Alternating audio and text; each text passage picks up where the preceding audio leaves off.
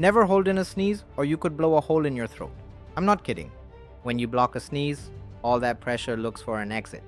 It can explode your eardrums, bust your blood vessels. Sounds strange, right? Or even RIP your esophagus open. Yup, real cases. One guy literally sneezed and popped a lung. Another had air leak into his brain.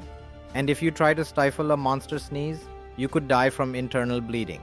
Still think you look polite by holding it in? Next time, let it rip. Your life might depend on it. Comment bless you if you're sneezing free and smash subscribe for more life-saving facts.